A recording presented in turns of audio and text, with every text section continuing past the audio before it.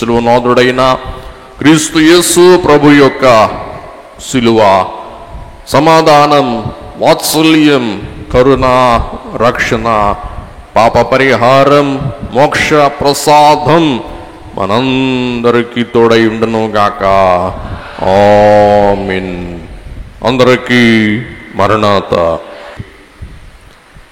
దేవుని బిడ్డలారా, యేసుక్రీస్తు ప్రభువు గెత్సెమనెలోనికి ప్రార్థించుటకు గురువారం రాత్రి ప్రవేశిస్తారు. గురువారం పరిశుద్ధ గురువారం, ఇంగ్లీష్ భాషలో మాండీ థర్స్డే అంటారు. మాండీ అంటే ఆజ్ఞల గురువారం, ఆదేశముల గురువారం అయ్యుంటూ ఉన్నది. ప్రభు తన శిష్యులైన వారికి చెప్పవలసిన మాటలన్నీ చెప్పివేసి ఇక తన్ను తాను అప్పగించుకొనుటకు, శిలువ శ్రమకు తన్ను తాను రోమియులకు అప్పగించుటకు ఆయనే స్వయముగా గెత్సెమనెలోనికి వెళ్ళుట, గెత్సెమనెలో యేసుక్రీస్తు ప్రభువు రోమియుల చేతికి అప్పగింపబడుట, అప్పటి నుండి ప్రభు యొక్క మిక్కుటమైన శ్రమలు ఆరంభమవుట మనం చూస్తూ ఉన్నాం. మొదట గెత్సెమనే అనే మాటకు అర్థం ఏంటి అని గ్రహించుకుంటే చాలా వరకు మనకి సంగతి అర్థమవుతుందండి. ఒకసారి అందరూ ఈ మాట పలకవలసిందిగా ఆశిస్తూ మేము మనవి చేస్తూ అందరూ అనండి ఒకసారి, గెత్సెమనే. పురుషులారా ఒకసారి మీరు అనండి, గెత్సెమనే. గెత్సెమనే అనే గ్రీక్ భాషా పదం రెండు పదముల సముదాయం. మొదటిది గాత్ అనగా మన తెలుగు భాషలో గాడి లేక గానుగా. షెమెన్, షెమెన్ అనగా నూనె లేక చమురు. షెమెన్ అనగా ఔషధము. గెత్ అనగా గానుగా. మీ అందరూ చూసే ఉంటారు, మనందరి ఇళ్లలో చిన్న చిన్న గానుగలు ఉంటాయి.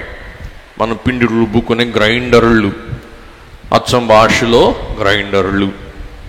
గానుగా, షెమెన్ అనగా ఔషధం. యేసుక్రీస్తు ప్రభువు ఒక ఒలీవ కాయ వలె గెత్సెమనెలోనికి వెళ్ళి పిండబడి నొక్కబడి ఆయన కార్చిన రక్తం, ఆయన పొందిన శిలువ యాతన మన రక్షణకు, మన పాప ప్రాయశ్చిత్తమునకు, మన మోక్ష ప్రవేశమునకు ఆధారం, మూలం అయ్యుంటూ ఉన్నది. కాబట్టి ఈ గాడిలో నుండి నూనె, ఒలీవల నూనె, నూనె కాదు కానీ అది పరమౌషధం. కాబట్టి గానుగలో నుండి స్రవించిన చమురు ఔషధం గెత్సెమనే. ప్రభు జీవితంలో, ప్రభు విషయంలో మనం చూస్తే గెత్ అనేది ప్రభు యొక్క గోడు, వేదన, ఆందోళన. షెమెన్ అనగా విషము. ప్రభువుకి ఇది గోడు మరియు గిన్నె, చేదు గిన్నె పుచ్చుకున్న, విషపు గిన్నె పుచ్చుకున్న తోటే గెత్సెమనే తోట. మనకు ఔషధం ఇచ్చుటకు ప్రభువు విషము త్రాగుట మనం గ్రహిస్తూ ఉన్నాం. ఈ గెత్సెమనేలో నేటి వరకు కూడా ఒలీవల చెట్లు చాలా ఉన్నాయన్నమాట అండి. కాబట్టి గెత్సెమనే నేటికి పదిలపరచబడి ఉంది. గెత్సెమనే తోట ప్రక్కనే ఒక గొప్ప దేవాలయం నిర్మాణమై ఉంటుంది. ఈ గెత్సెమనేలో వేల సంవత్సరాల కాలము నాటి తోటలు నేటి వరకు నిలిచియుండుట మనం చూస్తూ ఉన్నాం.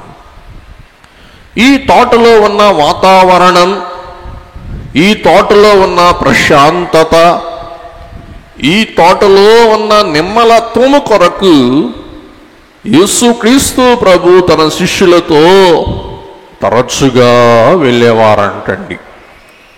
కాబట్టి తోట ఏ మానవునికైనా ఆహ్లాదం, వినోదం, అలాగే ఒక విధమైన ఆనందం సమకూర్చుటకు మూలమై ఉంటుంది. దేవుని వాక్యములో కూడా చాలా తోటలు మనం చూస్తాం. యేసుక్రీస్తు ప్రభు యొక్క జీవితంలో ప్రాముఖ్యమైన తోటే ఈ గెత్సెమనే తోట. ఈ గెత్సెమనే తోటలోనికి ప్రభు తరచుగా వెళ్ళి తన శిష్యులతో రాత్రి అంతా గడిపి ప్రార్థన చేసేవారంటండి, విశ్రాంతి తీసుకునేవారు. ఇది ప్రభువుకి ఒక మంచి ఆనవాయితీ, ప్రభువుకి ఒక మంచి అలవాటు. ఈ సంగతి ఆవేళ ప్రభువుతో కూడా ఉన్న ప్రభు యొక్క శిష్యుడు, సమీపస్థుడు, తన గుండె చప్పుడు, ప్రభు గుండె చప్పుడు ఎరిగిన యోహాను గారు ఈలాగ రాస్తూ ఉన్నారు. యోహాను సువార్త 18:2. యేసు తన శిష్యులతో పలుమారు అక్కడికి వెళ్ళుచుండు వాడు గనుక ఆయనను అప్పగించు యోధాకును ఆ స్థనము తెలిసి ఉండెను. మత్తయి 26:36. అంతటా యేసు వారితో కూడా గెత్సెమనే అనబడిన చోటికి వచ్చి, నేను అక్కడికి వెళ్ళి ప్రార్థన చేసి వచ్చు వరకు మీరిక్కడ కూర్చుండుడని శిష్యులతో ప్రభువు చెప్పెను. ఒక్కసారి ఈ తోటను మనం చూస్తే సంగతి అర్థమవుతుందండి. ఇది నిజమైన గెత్సెమనే తోట. ఇవన్నీ మీరు చూసినవన్నీ ఒలీవల చెట్లు. ఈ గెత్సెమనే తోటను సువార్తికులు అందరూ రాస్తూ ఉన్నారు. 4 సువార్తికులు ఒకే విషయం గురించి ప్రస్తావించారంటే, 4 సువార్తికులు ప్రస్తావించిన అంశమే చాలా ప్రశస్తమైన అంశము కాబట్టి అందరూ ప్రస్తావిస్తారు. రెఫరెన్స్ రాసేసుకోండి. మత్తయి 26:36 నుండి 56, మార్కు 14:32 నుండి 52, లూకా 22:40 నుండి 53, యోహాన్ 18:1 నుండి 11. 4 సువార్తికులు గెత్సెమనేని ఖచ్చితంగా వారి వారి యొక్క కోణములో ఎంత వివరముగా ప్రస్తావించవలనంతగా ప్రస్తావిస్తారన్నమాట అండి. దేవుని బిడ్డలారా, ఈ ఒలీవల చెట్ల నుండి వచ్చే కాయలు, ఆ కాయలలో నుండి తీసే చమురు అంటే నూనె వంటకి, వేడికి, వెలుతురుకి, మాంపేడు అంట స్వస్థతకు వినియోగిస్తారు. ఒలీవల తైలం యూదులకు ఎంతో ప్రాముఖ్యం. ఈ ఒలీవల తైలమును వంటకు, అలాగే వేడికి అంటే వంట వండుకోవటానికి, లైటింగ్ వెలుతురుకి, మరి ముఖ్యముగా మాంపుడు అంటే స్వస్థతకు వాడుతూ ఉంటారన్నమాట అండి. దేవుని బిడ్డలారా, యేసుక్రీస్తు ప్రభువే ఒక ఒలీవ కాయ వలె ఈ గానుగలో నొక్కబడ్డారు, పిండబడ్డారు. యేసుక్రీస్తు ప్రభువే ఆ రాత్రి తన యొక్క శరీరమును నలగగొట్టబడుటకు శిష్యులందరి ఎదుట ఆయన అప్పచెప్పేశాడు. ఇది మీ కొరకు నలగగొట్టబడిన నా శరీరం అని శిష్యులందరి ముందు ప్రభు ఏం చేశాడు? తన శరీరాన్ని ఇచ్చివేశాడు. స్వీయ అర్పణ చేసుకున్నారు. మీ కొరకు నలగొట్టబడుచున్న శరీరం పుచ్చుకొని తినండి, మీ కొరకు కార్చబడు రక్తం పుచ్చుకొని త్రాగండి. అప్పటి నుండి మొదలైన యేసుక్రీస్తు ప్రభువే తన్ను తాను సమర్పించుకొనకపోతే ఎవరు ప్రభువుని ఏం చేయలేరు? హింసించలేరు, శిక్షించలేరు, చంపలేరు. అందుచేత ప్రభు తానే ఇష్టపూర్వకముగా చంపుటకు ఇష్టపడుట మనం చూస్తూ ఉన్నాం. దేవుని బిడ్డలారా, ఈ యొక్క గానుగలు యేసు ప్రభు కాలములో ఎలాగు నూనె తీసేవారు అనేది మనకు అర్థమైతే, ఎలాగున యేసుక్రీస్తు ప్రభు పిండబడ్డారు మన నిమిత్తం అనేది మనకు బోధపడుతుంది. ఒక్కసారి ఆ కాలము నాటి ఒలీవల గానుగా మనం చూద్దాం. ఇది ఒలీవ గానుగ మొదటి శతాబ్దం నాటిదన్నమాట అండి. ఈ గానుగలో 2 గానుగలు వేరువేరుగా ఉంటాయి. ఒలీవల కాయలు కోసుకుంటూ ఉన్నారు. ఆ ఒలీవ కాయలన్నీ పోగు చేసిన తర్వాత వాటిని ఆ గానుగులో వేస్తారు.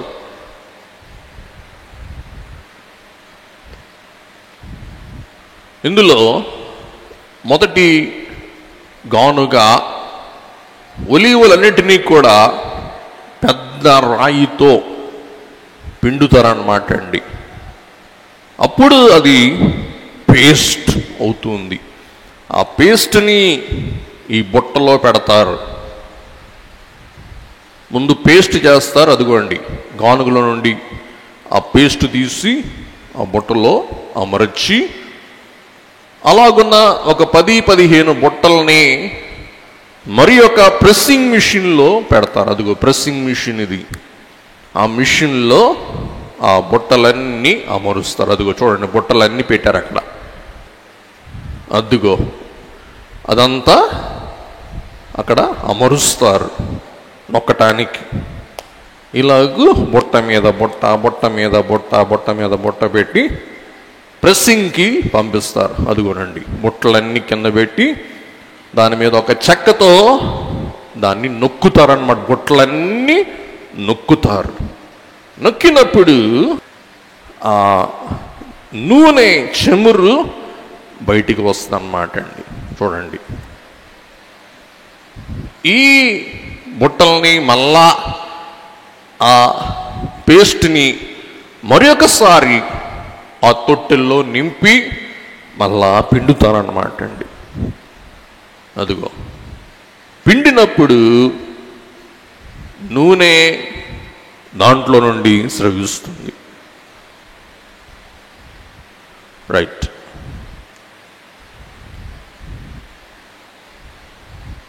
సరే, వెనకాల ఆ కాలపు గానుగలు మనం చూస్తూ ఉన్నాం. రైట్, వినండి. ఈ గానుగలో మొట్టమొదట వచ్చే నూనెను ప్రథమ ఫలముగా దేవాలయానికి ఇస్తారంటండి. దేవాలయ పనులకు వాడుటకు దేవార్పితము మొదటి నూనె, మొదట వచ్చిన నూనె. రెండవసారి వచ్చిన నూనెను వంటకి, అలాగే ఔషధానికి, అలాగే మరి అది సుగంధ ద్రవ్యాలకు వినియోగిస్తారంటండి. ఇంకోసారి చెప్తున్నా, మొదటి నూనె మొదటిసారి పిండినప్పుడు వచ్చే నూనె దేవునికి, రెండవసారి పిండగా వచ్చే నూనె వంటకి, మందులకి, అత్తరుకి, సుగంధ ద్రవ్యములకు. ఇంక పిప్పి మిగులుద్ది. ఆ పిప్పిలో నుండి తీసిన నూనె అంటండి ఎర్రగా ఉంటుందంట. ఆ నూనెను సబ్బుకి వాడతారంటండి. ఆ నూనెను వెలుతురుకి, రాత్రిపూట దీపాలకి, అలాగే సబ్బుకి వినియోగిస్తారంటండి. కాబట్టి ఒలీవ నూనె వంట, వెలుతురు, సుగంధ ద్రవ్యములు, ఔషధము, ఇంకా అన్నిటికి మించి సబ్బు, శరీరం శుభ్రం చేసుకోవటానికి ఇప్పటికీ ఉంటాయి. ఒలీవ్ ఆయిల్ సబ్బులు అమ్ముతూ ఉంటారు అన్నమాట అండి. ఇన్నిటికి ఉపయోగపడుతుంది ఏ నూనె? ఒలీవ నూనె. ఇప్పటికి కూడా వాడమంటారు, చాలా మంచిది, వాడండి, పిల్లలకి పట్టించండి అంటూ ఉంటారు. దేవుని బిడ్డలారా, చివరి విషయానికి వస్తే సబ్బు ఏం చేస్తుంది? మాలిన్యమును తుడిచివేస్తుంది. అలాగే ఆ ఒలీవల గానుగలో పెండగా వచ్చిన నూనె సబ్బు తయారైనట్లే యేసుక్రీస్తు ప్రభు పాప శిక్షను భరించు నిమిత్తం, పాపిగా మారు నిమిత్తం, పాపమును తన మీద వేసుకుని నిమిత్తం అంగీకరించి ఆయన మన నిమిత్తం గెత్సెమనిలో పాపిగా మారటం బట్టి ఆయన వేదన, దుఃఖం పొందినప్పుడు అంటండి, ఒక మెడికల్ కండిషన్, హెమోటోసిస్ అంటారు. అదేంటంటే చెమట గ్రంథులు పగిలి శరీరంలో ఉన్న రక్తము బయటికి చెమట గ్రంథులో నుండి చెమట రాలేదంటండి. ఆ ఒత్తిడి బట్టి, స్ట్రెస్ బట్టి ఆ గ్రంథులు పగిలి చెమట కాక గ్రంథుల నుండి ఏమొచ్చిందంటండి? రక్తం. ఇది ఒత్తిడిని బట్టి కలిగే విపరీతమైన వ్యాధి. కాబట్టి ఆ రక్తమే, శిలువ రక్తమే మన పాపములకు పరిహారం. అందుకే దైవజనుడు చక్కగా చరణం రాస్తాం, అంతా కలిసి పాడుకుందాం. స్వీయ రక్తమున ప్రభువు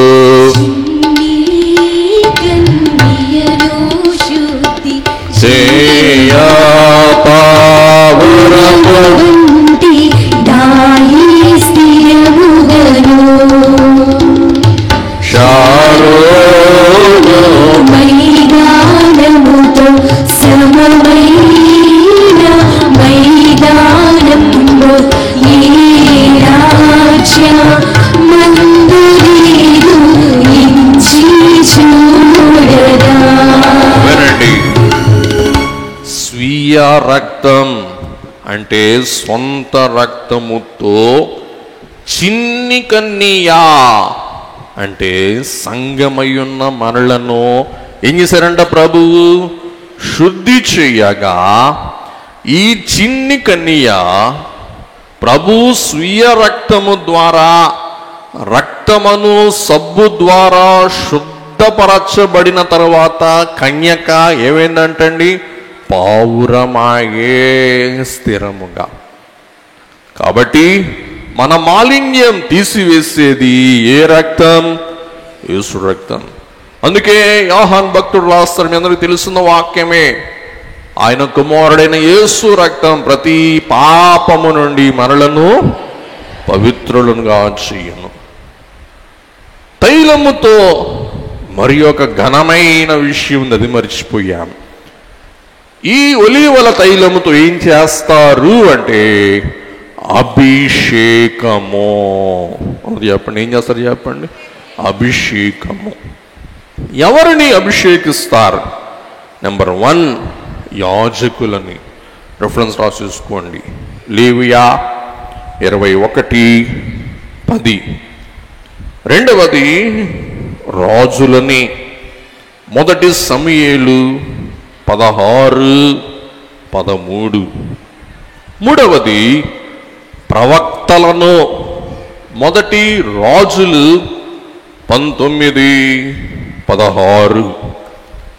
కాబట్టి యాజకాభిషేకం, రాజ్యాభిషేకం, ప్రవక్తాభిషేకం దేంతో జరుగుద్ది? ఒలీవల తైలముతో జరుగుద్ది.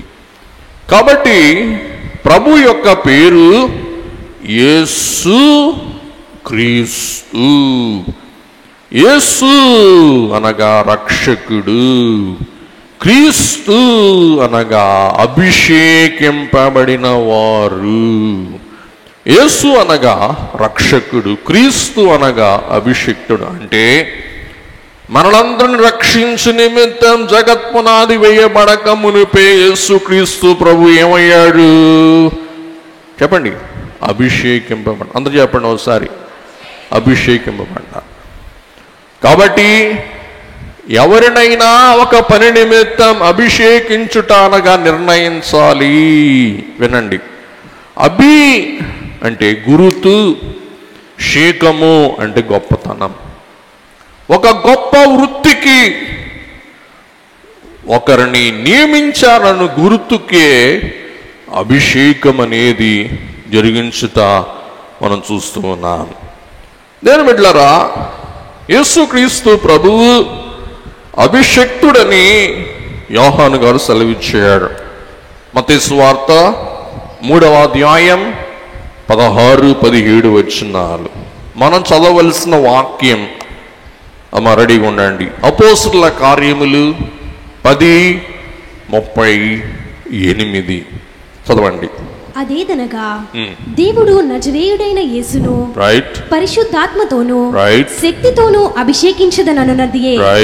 దేవుడు ఆయనకు తోడైయుండెను గనుక ఆయన మేలు చేయొచ్చు, అపవాది చేత పీడింపబడిన వారినందరినీ స్వస్థపరచుచు సంచరించుచుండెను. దేవుని బిడ్డలారా, యేసుక్రీస్తు ప్రభువే తండ్రి ద్వారా ఏమయ్యాడు? అభిషేకింపబడ్డారు. ఎట్లా? పరిశుద్ధాత్మతో, శక్తితో. దీంతో చెప్పండి, పరిశుద్ధాత్మతో, దేవుని శక్తితో యేసుక్రీస్తు ప్రభువే తండ్రి ద్వారా గొప్ప చేయబడుటను బట్టి ప్రభువే 3 ప్రాముఖ్యమైన పనులు జరిగిస్తున్నారు. 1 యాజకుడు, 2వది పాలకుడు, 3వది ప్రవక్త. ఈ 3 పనుల నిమిత్తం యేసుక్రీస్తు ప్రభువే ఏమయ్యారండి? అభిషేకింపబడ్డాడు. దేవుని బిడ్డలారా, ఇందాక మీకు గానుగ చూపించాను, వినండి. ఒలీవల కాయలో నుండి, వినండి ఇంకోసారి చెప్తున్నా, ఒలీవల కాయలో నుండి నూనె రావాలంటే ఒలీవల కాయ ఏమవ్వాలా? గట్టి చెప్పండి. నలగాల. బాగా చెప్పాడు, థ్యాంక్ యూ.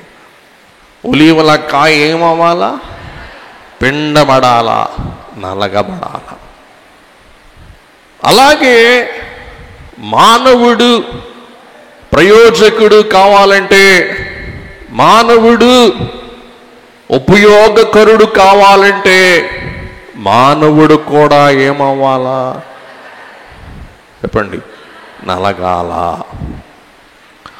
అందుకే నలుగులో నలుపు తెగుతుంది అంటారు. నలుగు ఏం చేస్తుంది? నలుపు విరగొడుతుంది అన్నమాట అండి. అందుచేత ప్రతి వధువుకి, ఇప్పుడు కాలం నాకు తెలియదులేండి, మా చిన్నప్పుడు ఏం చేసేవాళ్ళు? ఖచ్చితంగా నలుగు పెట్టి బాగా రుద్దేవాడు. ఎందుకు? ఏమైనా అహష్వేరోషు రాజు కాలములో 3 నెలలు రుద్దేవాళ్ళంట. ఎందుకు? ఒంటికి పట్టేసిన జిడ్డు, కంపు ఇవన్నీ తొలగిపోవటానికి, రాజ సముఖములో నిలవబడాలంటే, రాణిగా రాజు ఎదుటికి వచ్చుటకు ఈ కన్యకకు ఏ మాలిన్యం ఉండకూడదు. కాబట్టి 3 మాసములు ఏం చేసేవాళ్ళంట? రోజు కూర్చోబెట్టి లేకపోతే కట్టేసి రుద్దేవారంట. అలాగున మనం ప్రయోజకులం కావాలి అంటే, మనం దేవునికి పనికి రావాలంటే, దేవుడు కూడా మన జీవితంలో మనకేం పెడుతూ ఉంటారు? శ్రమ అను నలుగు. కాబట్టి దేవుడు శ్రమ అను నలుగు పెట్టినప్పుడు మనం ఏమనకూడదు? నొప్పి అనకూడదంట. అందుకే దైవజనుడు దేవదాసయ్య గారు రాశారు, మహిని యేసే మహాశ్రమ నొంది మహిమకు వెళ్ళెను గాది, మహిమ కోరని మనుజుడెవడు మర్యాదగలవాడు యేసు, శ్రీమరు లేక స్వర్గము లేదు. ఈవేళ పిల్లలు కూడా నలగకపోతే వారు భవిష్యత్తులో ఏమవ్వరు? ప్రయోజకులు అవ్వరు. ఏ మనిషి అయినా కానీ నలగబడకపోతే ఏమవ్వరు? యేసుక్రీస్తు ప్రభువు ఈ లోకానికి ఎందుకు వచ్చారు? రక్షించుటకు. రక్షించాలి అంటే తాను మానవ పాప భారమును మోస్తే తప్ప ఏం చేయలేరు? రక్షించలేరు. అందుచేత యేసుక్రీస్తు ప్రభువు ఈ లోకానికి వచ్చి పావనుడైన ప్రభువే గెత్సెమనే తోటలో చేదు గిన్నె అంటే చెప్తాం తర్వాత, తండ్రి తనకు చేదు గిన్నె ఇవ్వగా దేవుడు పాపము చెయ్యలేరు. పాపము అంటే ఏంటి? రైట్, ఆజ్ఞ అతిక్రమము. పాపము అనగా ఆజ్ఞ. అందరు గట్టిగా చెప్పేసి ఒకసారి దయచేసి, ఆజ్ఞాతిక్రమమే పాపం. ఇంకా రెఫరెన్స్ వద్దులేండి, మీకు తెలిసిన వాక్యమే. ఇప్పుడు చెప్పండి, దేవుడే ఆజ్ఞ శాసించిన ఆజ్ఞను దేవుడే కొట్టివేయాలా? కొట్టివేయగలడా? చెప్పండి, కొట్టివేయలేడు. ఆదాము దేవుని ఆజ్ఞ కొట్టివేసినందుకు ఏదేం తోటలో నుండి ఆదాము ఏమయ్యాడు? గెంటివేయమన్నాడు. గెంటివేసిన ఆదాం పాపం చేశాడని దేవుడు ఏదేను నుండి ఆదామును గెంటివేసి వెళ్ళగొట్టివేసి ఆదామును గెంటివేసిన ఆ అపరాధమే దేవుడు చేయగలడా? మాట్లాడండి, చేయగలడా? చేయలేడు. వినండి, టీచర్ చదువు చెప్పాలా? పరీక్షలలో జవాబు చెప్పాలా? చెప్పండి, పరీక్షలలో జవాబులు చెప్పాలా? పరీక్షలలో జవాబులు చెప్తే బిడ్డ ఏమవుతాడు? తప్పుతాడా? టీచర్ జవాబు చెప్తే ఎందుకు తప్పుతాడండి? టీచర్ ఏం చేస్తాడు?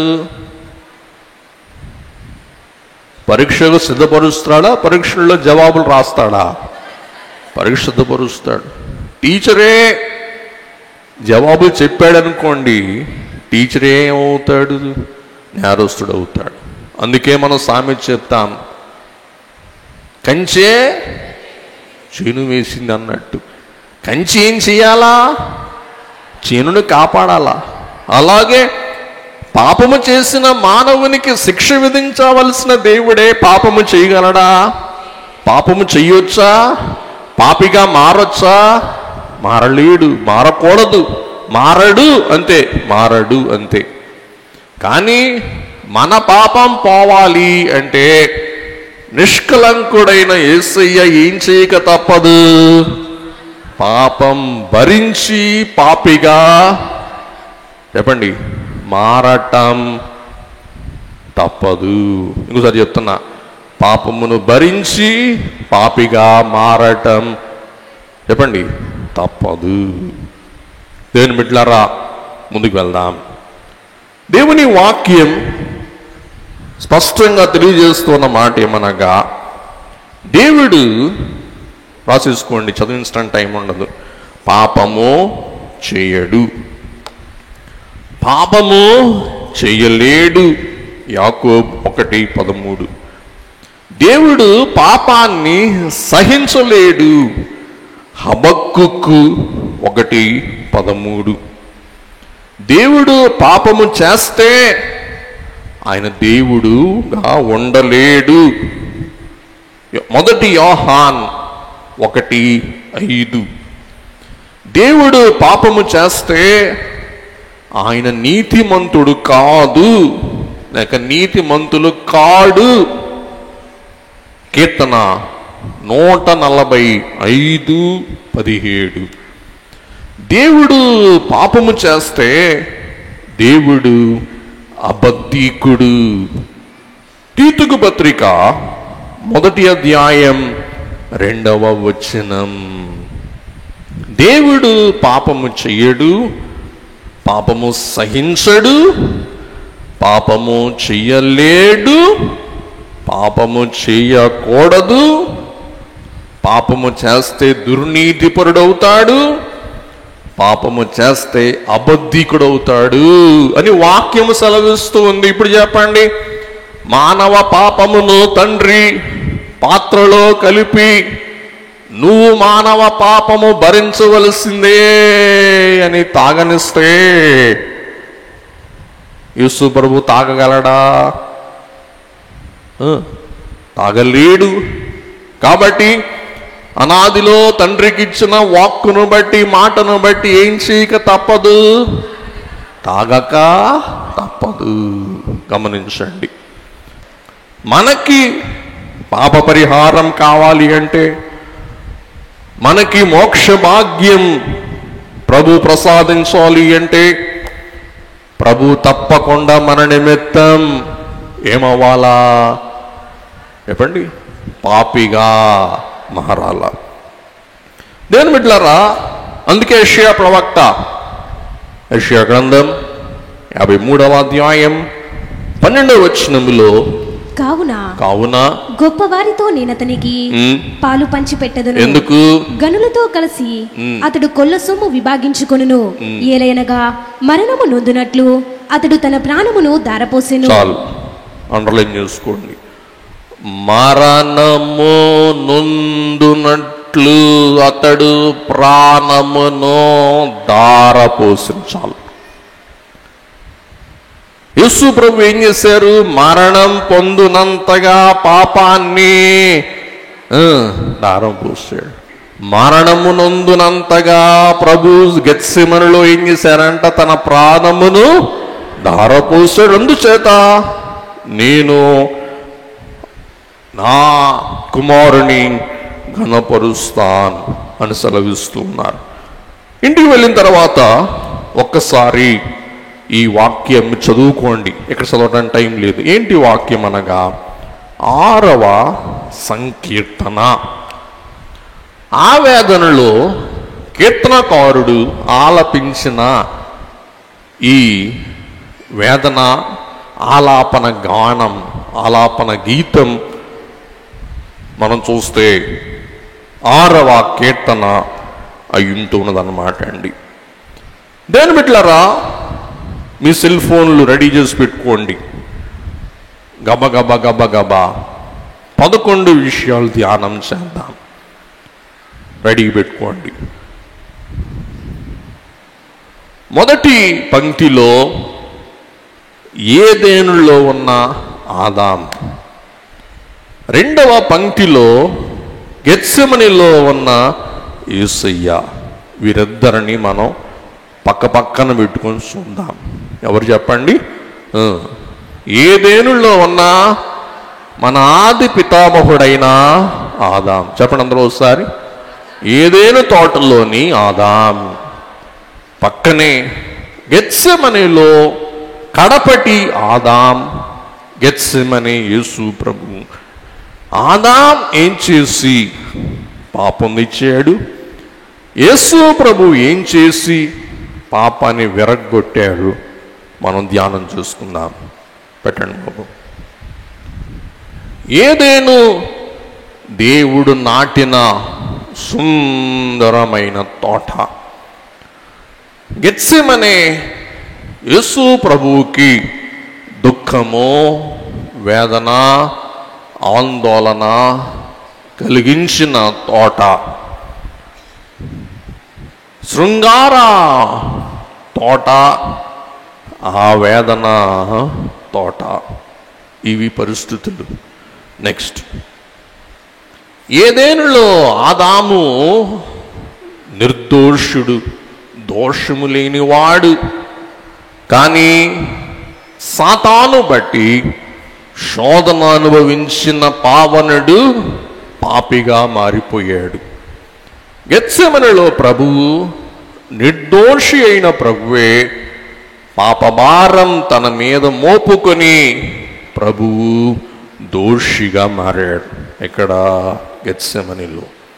మూడవది, ఏదేనులో ఆదాము ఆజ్ఞ అతిక్రమించి తినకూడని పండు తిని ఆ విధేయుడు అయ్యాడు. ప్రభు యొక్క ఆదాం అవిధేయుడు, ప్రభువు విధేయుడు. ప్రభువు విధేయుడై దేవుని చిత్తమునకు తనకు తాను సమర్పించుకొని ఉగ్రతాపాత్రను పానము చేసెను. కాబట్టి సాతాను పండు ఆదాము తిన్నాడు, దేవుని గిన్నె యేసయ్య పానము చేశాడు. అక్కడ సాతాను పండు, ఇక్కడ తండ్రి గిన్నె. 4, తిరుగుబాటు, సొంత నిర్ణయం.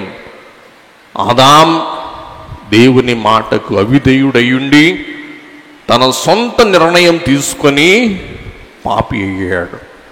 యేసు ప్రభువు విధేయుడై సంపూర్ణ సమర్పణ చేసుకొని ఆయన మన నిమిత్తం తండ్రి చిత్తమునకు అంగీకారము తెలిపి మన పాప విడుదలకు కారకుడయ్యాడు.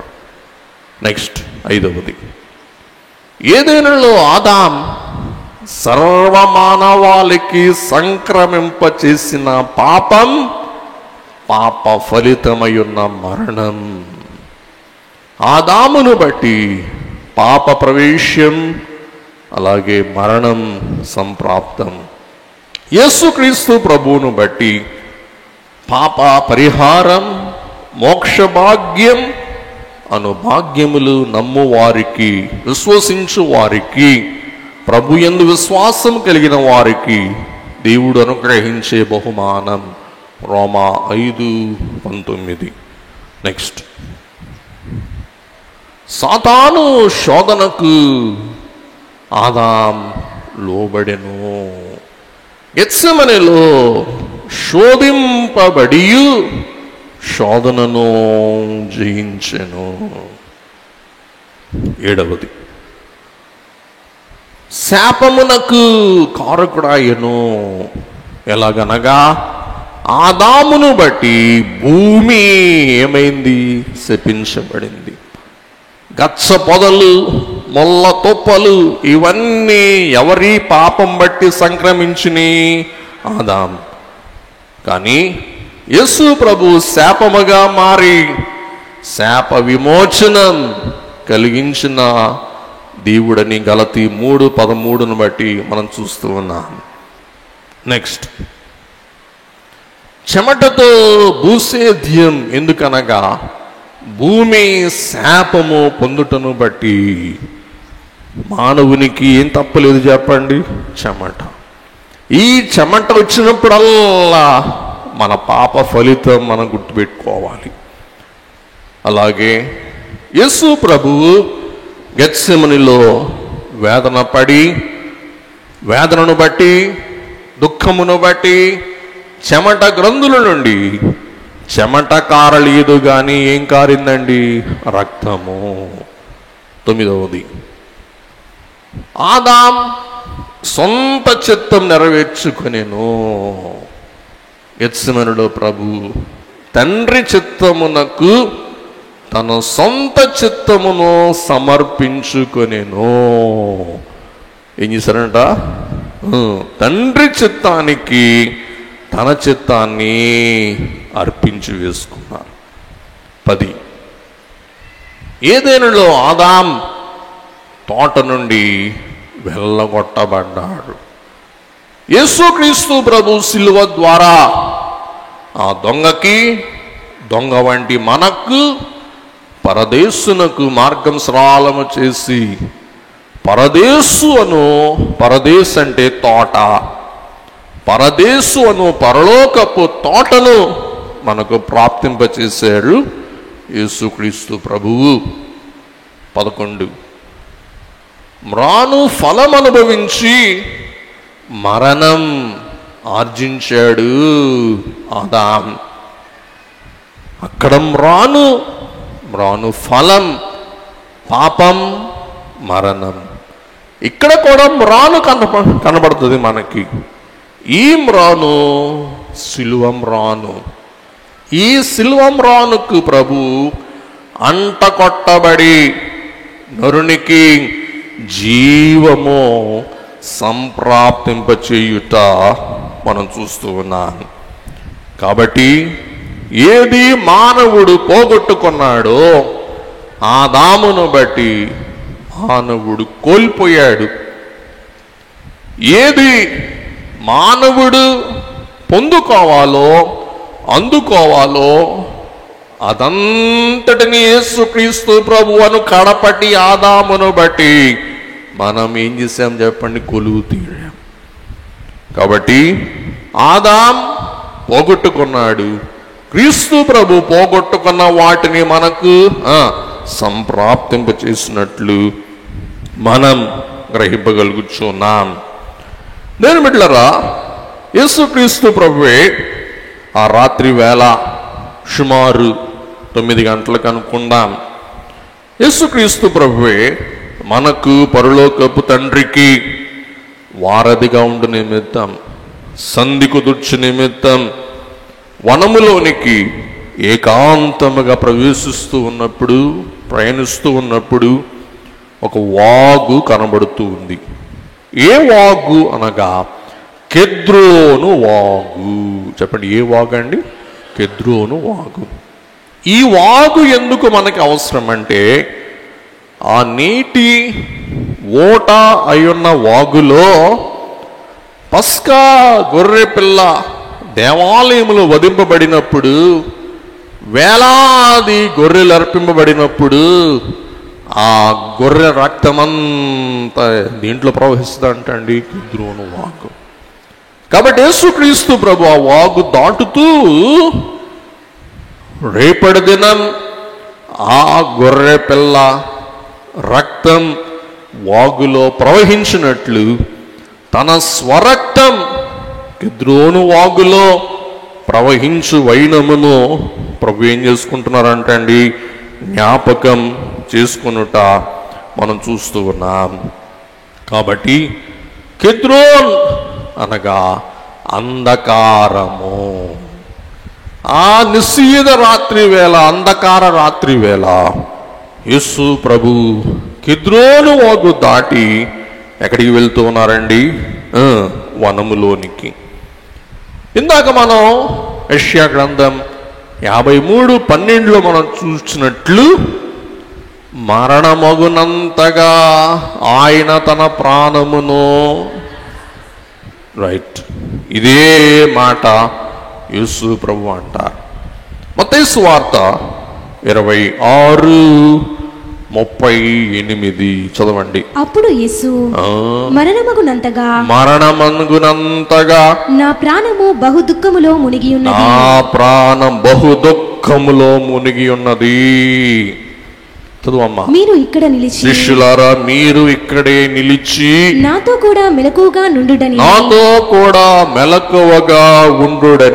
వారితో చెప్పెను. గమనించండి, నా ప్రాణం మరణమగునంతగా బహు దుఃఖముతో నిండి ఉన్నది.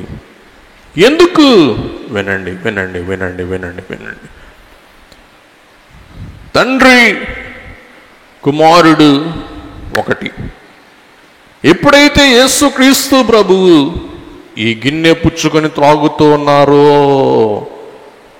యేసయ్య ఎప్పుడైతే పాపిగా మారుతూ ఉన్నారో, తండ్రి ఏం చేస్తూ ఉన్నారు? తన ముఖమును కుమారునికి చాటేసుకుంటున్నారు. కాబట్టి తండ్రి సింహాసనం ప్రక్కనే నిత్యం తండ్రితో సమానముగా కీర్తి, ఘనత, స్తుతి, స్తోత్రం అందుకొనుచు ఉన్న యేసుక్రీస్తు ప్రభువే ఇప్పుడు చేదు గిన్నె తాగి మానవ పాపమంత మిళితము చేసి ఆ గిన్నెలో తండ్రి తనకివ్వగా గిన్నె తాగుతూ యేసయ్య పాపిగా మారటం బట్టి తండ్రి ముఖం ఏం చేస్తూ ఉన్నారు? త్రిప్పుకుంటూ తండ్రి కుమారునికి యేసు ప్రభుకి ఏమవుతున్నారు? దూరం అవుతున్నారు. అందుకు యేసయ్యకు ఈ వేదన, ఆందోళన మనం చూస్తూ ఉన్నాం. ఆ గిన్నె తాగటానికే యేసయ్య వచ్చానని చెప్పి ఆ గిన్నె తాగలేక యేసయ్య అలమటిస్తూ ఉన్నారు. మత్తయి సువార్త 26:39-42 చదవండి. కొంత దూరము వెళ్ళి సాగిలపడి, నా తండ్రి, సాధ్యమైతే ఈ గిన్నె నా యొద్ద నుండి తొలగిపోను. తండ్రి, ఈ గిన్నె నీకు సాధ్యమైతేనే నా యొద్ద నుండి తొలగిపోను. అయినను నా ఇష్ట ప్రకారము కాదు, నీ చిత్త ప్రకారమే కానిమ్మని ప్రార్థించెను. 42వ వచనం. మరలా రెండవ మారు వెళ్ళి నా తండ్రి, నేను దీనిని త్రాగితేనే గాని. చూసారా? నేను దేవా, నా తండ్రి, దీనిని త్రాగితేనే గాని ఇది నా యొద్ద నుండి తొలగిపోవుట సాధ్యము కాని ఎడల నీ చిత్తమే సిద్ధించుగాక అని ప్రార్థించెను. గమనించండి. అందుకే యెషయా గ్రంథం 51వ అధ్యాయం 17వ వచనములో ఒక చక్కని ప్రవచనం మనం చూస్తాం. యెషయా 51:17 యెరూషలేమా, లెమ్ము, యెహోవా క్రోధ పాత్రను ఆయన చేతి నుండి పుచ్చుకొని త్రాగుదానా, తూలిపడచేయు పాత్రలోనిదంతటిని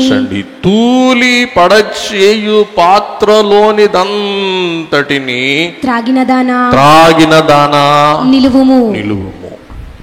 ఇంకో ట్రాన్స్లేషన్ ఇలా చెప్తుంది, దయచేసి వీలుంటే రాసుకోండి. ఇది నాకు బాగా నచ్చింది ట్రాన్స్లేషన్. యెషయా 51:17 మేలుకో, యెరూషలేమా, లెమ్ము, నీ మీద యెహోవా చాలా కోపగించాడు.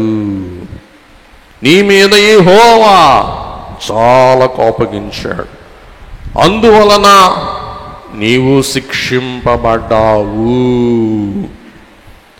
నీవు తాగవలసిన ఒక విషపు పాత్ర లాగుంది ఆ శిక్ష, నీవు దానిని తాగావు.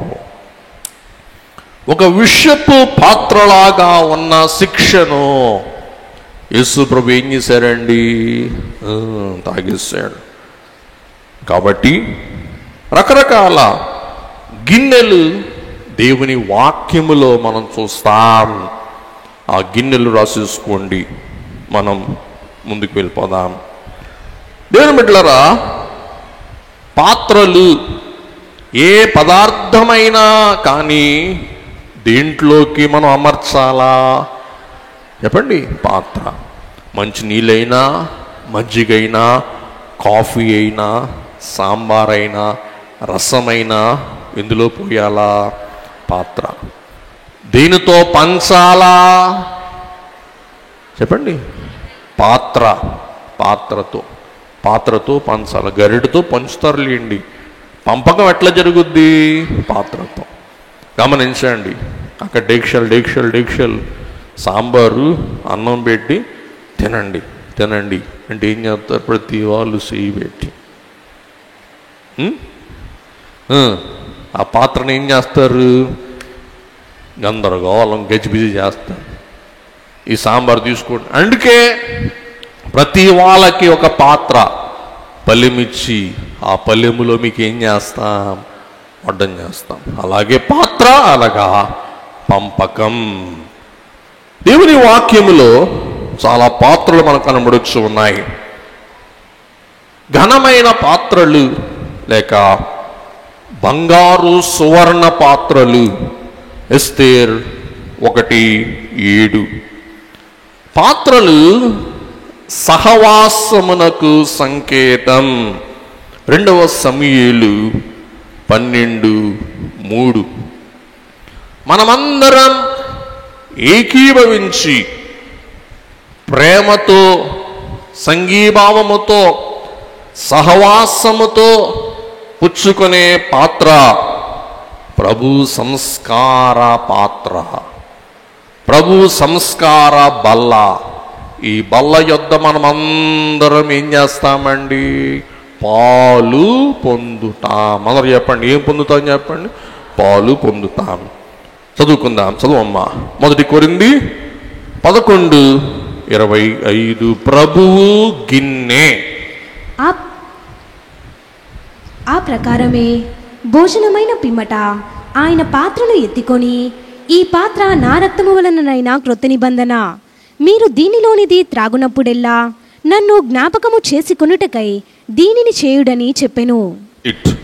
కొన్ని జీవితములు మాలిన్య, అసహ్య, డోకు పుట్టించు పాత్రలు. సహవాస పాత్ర, ఘనమైన పాత్ర, డోకు పుట్టించు పాత్ర. లూకా సువార్త 11:39. చదువమ్మా. అందుకు ప్రభు ఇట్లనెను, పరిసయ్యులైన మీరు గిన్నెయు పల్లెమును వెలుపల శుద్ధి చేయుదురు గాని మీ అంతరంగము దోపుతోనూ చెడుతనముతోనూ నిండి ఉన్నది. అంతరంగం దేనితో నిండి ఉందంటే అండి? దోపుతోనూ, చెప్పండి, చెడుతనముతోనూ నిండి ఉన్నది. ఉదాహరణకి మీరు ఒక గిన్నెలో పాలు పెట్టాడు. వినండి, పాలు పెట్టాడు. పాలు పెట్టి అర్జెంటుగా ఊరెళ్ళాడు. ఓ 10 రోజుల దాకా రాలా. ఆ పాత్రలో పాలు ఉండిపోతాయి. పాలు ఏమవుతాయి చెప్పండి? ఆ పాలు పాత్రకే పరిమితం అవుద్దా? వాసన కాదు, వాసన, దుర్గంధం భరించలేము. అది ఏం చేస్తుంది? ఇల్లంతా కూడా. కాబట్టి పరిసయ్యులారా, శాస్త్రులారా, మీరు బయటికి అంగరంగ వైభవంగా ఉంటారు, కానీ మీ లోపలంతా దేంతో నిండి ఉన్నది? డోకుతో, దోపుడు సొమ్ముతో, చెడుతనముతో, దోపుడుతో నిండి ఉన్నది. నెక్స్ట్, ఉగ్రత పాత్ర. ఈ పాత్రయే ప్రభు పానము చేయుట మనం చూస్తూ ఉన్నాం. కాబట్టి ఉగ్రతా పాత్ర, సర్వదేశములపై ఉగ్రతా పాత్ర. ఇర్మియా 25:15-17. ఏదోమునకు ఉగ్రతా పాత్ర. ఇర్మియా 49:12. బబులోనుకు ఉగ్రతా పాత్ర. హబక్కుకు 2:16. అలాగే దేవుని యొక్క తీర్పు ఉగ్రతా పాత్ర. యెహెజ్కేలు 23:32-34. ఇంకొక వాక్యం చదువుకుందాం. యెషయా గ్రంథం 51:22. దయచేసి చదవండి. యెషయా 51:22. నీ ప్రభువుకు యెహోవా తన జనుల నిమిత్తము వ్యాజ్యమాడు నీ దేవుడు ఇలాగు సెలవిచ్చుచున్నాడు. ఏమని? ఇదిగో తూలి పడచేయు పాత్రను, తూలి పడచేయు పాత్రను, నా క్రోధ పాత్రను, నా క్రోధ పాత్రను నీ చేతిలో నుండి తీసివేసి నీ ఉన్నాను. చేతిలో నుండి తీసివేసి ఉన్నాను. నీవికను నీవు ఇక మీదట దానిలోనిది త్రాగవు. దానిలోనిది త్రాగవు. గమనించండి, యేసయ్య మన నిమిత్తం తూలి పడచేయు పాత్ర, క్రోధ పాత్ర మన చేతిలో నుండి తీసివేసి ఉన్నారు. ఇక నీవెన్నటికీ ఆ పాత్రలోనిది చెప్పండి తాగవు. ఎందుకు ఆ పాత్ర తీసివేసి ఎవరు తాగేశాడు చెప్పండి? యేసయ్య. తాగినందు మూలన మనము తాగవలసిన అవసరం లేదు. అలాగే గమనించండి, ఆశీర్వాదపు పాత్ర, ఆశీర్వాదపు పాత్ర రాసుకోండి. కీర్తన 16:5, కీర్తన 23:5, కీర్తన 36:8, కీర్తన 116, 12, 13. దేవుని బిడ్డలారా, ఇంకొక వాక్యం చదువుకుందాం. యెషయా 51:21-22 మరొకసారి చదువుకుందాం. ద్రాక్షారసము లేకయే మత్తురాలవై శ్రమపడిన దానా, ఈ మాట వినుము. నీ ప్రభువకు యెహోవా తన జనుల నిమిత్తము వ్యాజ్యమాడు నీ దేవుడు ఇలాగు సెలవిచ్చుచున్నాడు. రైట్, వినండి. నేను మీకోసం ఇంకో ట్రాన్స్లేషన్ చదువుతాను, దయచేసి వినండి. అయ్యో యెరూషలేమా, నా మాట విను. ఒక తాగుపోతు వానిలా నీవు బలహీనముగా ఉన్నావు, కానీ నీవు ద్రాక్షారసం తాగినందు చేత కాదు మత్తుగా ఉన్నది. అండర్లైన్ చేసుకోండి. నీవు ఆ విషపు పాత్ర మూలముగా బలహీనముగా ఉన్నావు. ఏ పాత్ర అండి చెప్పండి? ఏ పాత్ర? విషపు పాత్ర మూలముగా నీవు బలహీనముగా ఉన్నావు. ఒకసారి యేసుక్రీస్తు ప్రభు ఎలా గెత్సెమనులోకి వెళ్ళాడు, ఎలాగూ తండ్రి పాత్ర తాగాడు. ఎలాగున యేసుక్రీస్తు ప్రభువు పాప పాత్రను పానము చేయటను బట్టి తూలిపడేవానిలా బలహీనునిగా బలాజ్యుడు మారిపోయాడు. కాబట్టి పాపం మనలను తోల చేసేది, పాపం మనల్ని మాలిన్యము చేసేది, పాపం మనలను బలహీనముగా మార్చేది. గెత్సెమనెలో యేసుక్రీస్తు ప్రభు పాపిగా మారటం బట్టి, తండ్రి తన ముఖమును త్రిప్పివేసుకున్నటను బట్టి, పాప శిక్షలో పాలు పొందిన ప్రభువే బలహీనునిగా విషపు పాత్ర త్రాగి తుల్లిపడేవానిగా మారిన వైనం మనం ఒక్కసారి చూసుకుందాం. హెబ్రీ పత్రిక 2వ అధ్యాయం 9వ వచనం. హెబ్రీ 2:9. దేవుని కృప వలన ఆయన ప్రతి మనుష్యుని కొరకు మరణము అనుభవించినట్లు దూతల కంటే కొంచెము తక్కువ వాడుగా చేయబడిన యేసు మరణము పొందినందున మహిమా ప్రభావములతో కిరీటము ధరించిన వానిగా ఆయనను చూచుచున్నాము. మనుషులందరి కొరకు మరణం అనుభవించటను బట్టి దేవదూతల కంటే కొంచెం తక్కువ వాడిగా చేయబడిన యేసు మరణం పొందినందున, ఆయన మన శిక్ష అనుభవించినందున మహామహిమ ప్రభావముతోనూ కిరీటం ధరించిన వానిగా ఆయనను చూచుచున్నాం. కాబట్టి శ్రమ లేనిది ఆశ్రమం లేదు, శ్రమ లేనిది సింహాసనం లేదు, శ్రమ లేనిది మహిమ లేదు. ఎవరి కోసం? యేసు కోసం. వాక్యం పఠించుకుందాం. యెషయా గ్రంథం 63వ అధ్యాయం 2-3 వచనములు. నీ వస్త్రము ఎర్రగా ఉన్నదేమి, నీ బట్టలు ద్రాక్ష గానుగను త్రొక్కుచుండు వాని బట్టల వలె ఉన్నవేమి. ఒంటరిగా ద్రాక్ష గానుగను త్రొక్కితివి, జనములలో ఎవడునూ నాతో కూడా ఉండలేదు. కోపగించుకొని వారిని త్రొక్కితిని, రౌద్రము చేత వారిని అనగద్రొక్కితిని. వారి రక్తము నా వస్త్రముల మీద చిందినది, నా బట్టలన్నీయు డాగులే.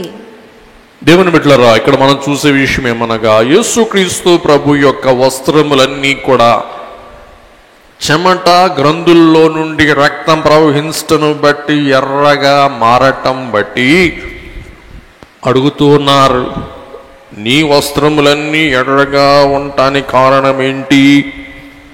నీవు ద్రాక్ష గానుగను త్రొక్కావా అంటే ప్రభు అంటూ ఉన్నారు, ఒంటరిగా నేను ద్రాక్ష తోటను, ద్రాక్ష గానుగను త్రొక్కితిని. కాబట్టి ఒలీవల గానుగలో యేసయ్య తన రక్తమును ద్రాక్ష గానుగను త్రొక్కుటను బట్టి, రక్తం ఒలికించటను బట్టి ఆయన సొక్క అంతా కూడా రక్తపు మరకలతో నిండి ఉండుట మనం చూస్తూ ఉన్నాం. ఎవడునూ నాతో కూడా తోడుండలేదు. శిష్యులైన వారు ఇందాక మీరు చూశారు, ఆగమరచి యేసయ్యకు సానుభూతి తెలపకుండా నిద్రపోతూ ఉన్నాడు. కోపగించుకొని వారిని త్రొక్కితిని, నేను తండ్రి చిత్తం నెరవేర్చుటకు రౌద్రముతో వారిని అనగద్రొక్కితిని. వారి రక్తము నా వస్త్రముల మీద చిందినది, నా బట్టలన్నీ డాగులే. దేవుని బిడ్డలారా, ఇక్కడ మనం చూసాం, పేతురుని ప్రభు గద్దిస్తారు. ఆ గద్దింపు ఏంటో మనం ఒకసారి చూద్దాం. మత్తయి సువార్త 26:53, 26:53. ఈ సమయమున నేను నా తండ్రిని వేడుకొనలేననియు, నేను నా తండ్రిని ప్రార్థించి అడగలేననియు, వేడుకొనిన ఎడలా ఒకవేళ నా తండ్రిని గనక నేను వేడుకుంటే ఆయన 12 సేనా వ్యూహముల కంటే, ఆయన 12 సేనా వ్యూహాల కంటే ఎక్కువ మంది దూతలను, ఎక్కువ మంది దూతలను ఇప్పుడే నాకు పంపడనియు నీవనుకొనుచున్నావా? మీ బైబిల్ క్రింద రాయబడి ఉంటది. వ్యూహం ఎంతమంది సైనికులంట? 6,000. అంతేనా? 6,000. 12 సేనా వ్యూహాలంటే ఎన్ని వేల మంది? 72,000 మంది. రాసుకోండి. 12 వ్యూహ సేనాలు, ఒక్క సేనలో 6,000 మంది దూతలు. 12 సేనా వ్యూహాలంటే ఎంతమంది దూతలు? 72,000 మంది దూతలు. ఇప్పుడు మీకు ఒక్క విషయం చెప్తా, ఒక్క దూత ఎంతమందిని చంపగలరో యెషయా గ్రంథం 37:36.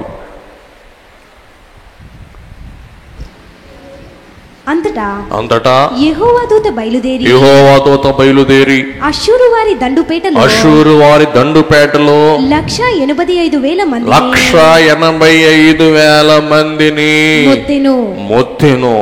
ఉదయము జనులు లేచి చూడగా వారందరూ మృత కళేబరములుగా ఉండి. ఇప్పుడు మీరు చెప్పండి, ఒక్క దూత 180,000 మందిని చంపితే 72,000 మంది, ఒక్కొక్కరు 182,000 మందిని చంపితే ఆ సమయమున ఎంతమంది హతులవుతారు? కొట్టండి, సెల్ ఫోన్ ఉంటుందిగా. 72,000 ఇంటూ 182,000 ఎంత వచ్చింది?